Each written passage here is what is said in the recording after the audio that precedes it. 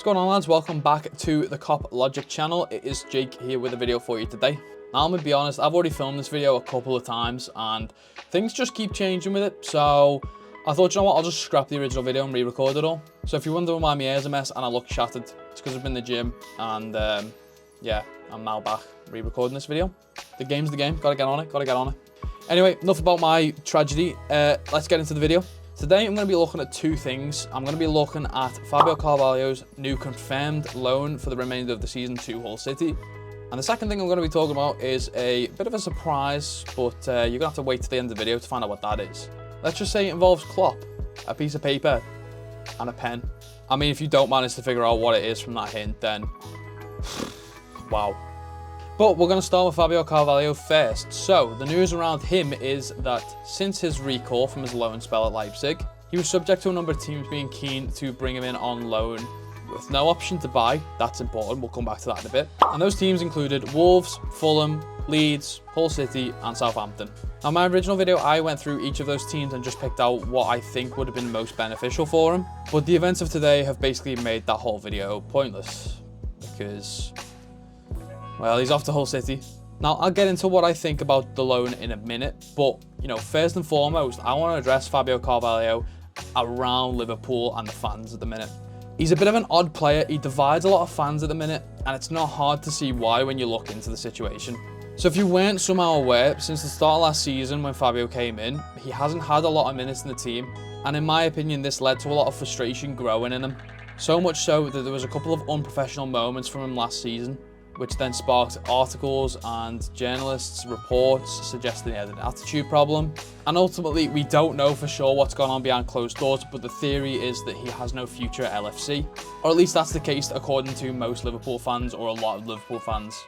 I can't remember exactly all of the details, but due to his lack of game time, in my opinion, there was a couple of times where on social media he had liked posts that are a bit disrespectful towards Liverpool, or he'd post some pictures that are a bit disrespectful in timing towards Liverpool. And ultimately, to a lot of Liverpool fans, that might have sealed his fate with them, much to the point where he's not got a future here. And that's fair enough, it's not for me to judge, you know, everyone's entitled to their own opinion. And the truth is, I don't really know where I sit with Fábio Carvalho. When he came in, I was excited, I liked the kind of player that he was, and I was really looking forward to seeing him develop at Liverpool. But that said, those likes and posts and things that were on social media has left a bit of a bad taste in my mouth when it comes to Fábio Carvalho. Now, do I see a future at Liverpool for Fábio? Maybe. I know that's a bit of a cop-out answer. Don't get me wrong, I know I'm just like bypassing the whole thing here, but I think it's so contextual. And the reason for that is because, well, this is a loan with no option to buy. And I think if relationships were broken between Fábio and Klopp, or Fábio and Liverpool, I don't know why we'd go out of our way for no option. Because I want to specify, this is no option to buy. Not no obligation, no option to buy. If it was no obligation, I'd understand that being left out, because then we're not getting, you know, swindled if he goes to Hull and has an amazing season and we've agreed an obligation for, you know, £5 million. But having no option in there is also a bit strange. Throughout Fábio's whole transfer saga, Fabrizio's been reporting on it as if to say that he has a future at Liverpool and Klopp sees him as part of the future, or someone in Liverpool sees him as part of the future. But we just don't know why he's not playing. And normally without that detail being in there, without that no option to buy being in there, I would probably agree that he didn't have a future at Liverpool. But again, I just don't understand why we'd go out of our way to put no option to buy in there. I think if he goes to Hull, has an amazing season, comes back and shows Klopp that he's developed and matured and grown, potentially we could welcome him back in. Everyone's entitled to their own opinion, of course, but I think that as a kid, coming in, you know, he had this pick of a club in the summer. He could have gone to Dortmund where he would have been developed a bit more probably, but instead he chose Liverpool. Now, realistically, it was probably unlikely he was going to get into the starting 11.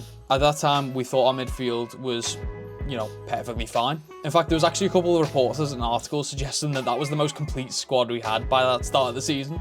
And then I could see why he was being a bit frustrated, because after a couple of games and, you know, further into the season, you could see we were struggling a bit, especially in the midfield area. He probably thought he as a midfielder could help us fix the issue, but he still didn't really get any game time. And that must be frustrating, I don't deny it. There's probably been a bit of naivety, a bit of immaturity in him, that led him to think that he could have been the one to fix the problems and he wasn't being trusted to do so. But honestly, there could be shouts for Klopp being really smart with it. If he came into that team and felt the pressure of it himself, that may have hindered his development at Liverpool. Personally, for me, I think what happened is the safest option. You keep him away from the disaster, let him develop and come into it naturally, and then grow into the team. You know, if you say to me now, you have to take one side or the other, pick one, I'd probably dwell more on the side of that he can come back and have a future here. He's definitely got the talent for it and the potential for it, but on the maturity side, he'd need to come back and show that he's grown. You know, you look at the likes of Harvey Elliott now, not only his potential, but his mentality towards Liverpool as a club. That's the kind of thing we'd need to see from Carvalho, and if he showed that when he came back, perfect. Yes, you might be a great player with a lot of potential interest, but Liverpool is beyond that. Whole different kettle of fish when you're talking about Liverpool as a club. You need to respect Liverpool as a club, you need to respect Jurgen Klopp as a manager, and you need to respect that team. Sure, Harvey wanted to be playing in his boyhood club from day one, but it wasn't likely to happen. He got his head down, he put in performances, he grafted, and he's now in the starting 11. Well, kind of. But anyway, let's just say, for example, he does have a future at Liverpool. Let's say all these reports from Fabrizio are right and that he does have a career here at Liverpool in the future. I would have preferred to see him go to a Premier League team like Wolves or Fulham, especially when you consider that, you know, Fulham, he's been at that club before, they know him well, all the training staff, all the coaches, all, you know, the higher-ups, they all know him pretty well, considering he came through their academy. But I do think to him, game time is important. You know, if you can't get game time at Liverpool, what's the point in going on loan if you can't get game time at Fulham or if you can't get game time at Wolves? And some of those clubs will be maybe fighting for something in the Premier League this season. Maybe they're fighting for survival, maybe they're fighting for Europe, maybe they're fighting for a top half finish. Who knows? And let's be real, Fulham and Wolves aren't gonna make a low knee from Liverpool their, you know, main star player for 6 months. It's just not gonna happen. So if we look at the championship teams who we could have gone to, Leeds, Hull and Southampton. Now, on the surface level, you'd look at the clubs like Leeds and Southampton being third and fourth respectively in the championship and think that they're the best option for Fabio to go to. You know, he could be the driving factor to get one of them into either the playoffs or maybe even into the Prem next season. But if you sort of look into it, I don't think it really matters that bit. The things I think were most important for Fabio are game time and trust. Clubs like Southampton and Leeds have clear goals in mind to get back into the Prem next season. And not to say that Hull's ambitions aren't as high, but maybe the realistic view on it is that the chances were much lower. Leeds will have a lot of players that they can go for and try and sign, and so will Southampton. Much to the point where ultimately Fabio might not be as trusted as he is at Hull.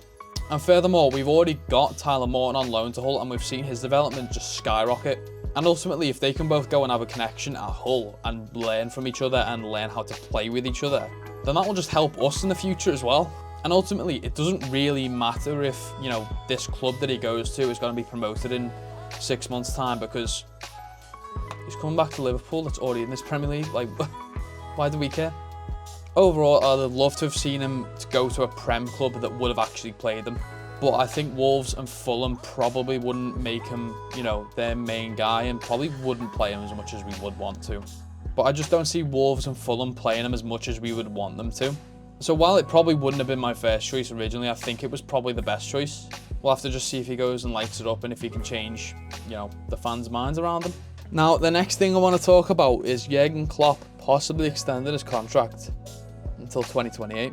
Now, there's been a couple suggestions already about this throughout the season. Same thing with Mo Salah. The only real concrete thing I can find about this is that Grizz Khan has tweeted out Klopp 2028 with a bomb emoji, which heavily implies that Klopp is going to sign a contract extension. Now, as far as Grizz Khan's accuracy goes with transfer news or contract news, I wouldn't put money on it, but he does know people at the club. He's had things right in the past.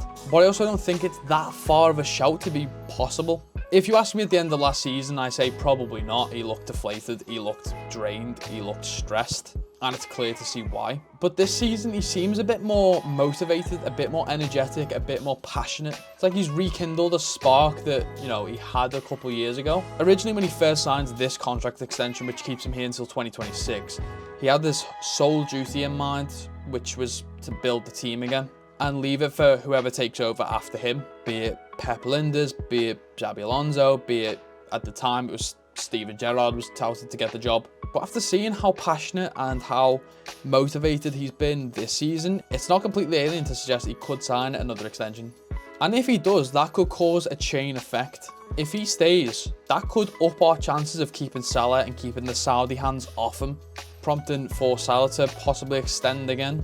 And who knows how many other players there are in the team that would love to stay if they know Jurgen Klopp's going to be here till 2028. You've even got those players that will make the move to Liverpool in the future because Jurgen Klopp is the manager. And I back this fully. Like, if he stays, I would be the happiest man in the world. Because to me, he is the best manager in the world. You can have your Peps, you can have your Mourinhos, you can have your Ancelottis. In fact, I remember being so overjoyed with his last contract extension. I was actually on a night out at the time and bought a round for everyone. And the requirement was, if you want a drink, you've got to toast to Allah. So I just remember 15 people getting a drink and toasting to Jurgen's wife. Oh, it's unhealthy how much I love that man.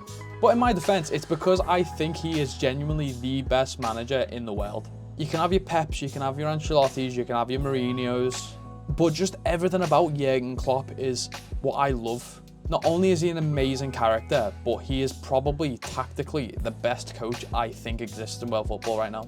And that's no disrespect to the other coaches I've just mentioned.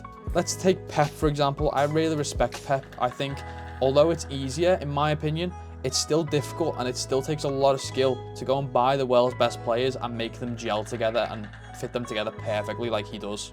But I always look at it as like, if you reverse the roles and get Jurgen Klopp in the Man City side and Pep Guardiola in the Liverpool side, who's going to do a better job? And I think Jurgen Klopp improves with money behind them, but I think Pep doesn't.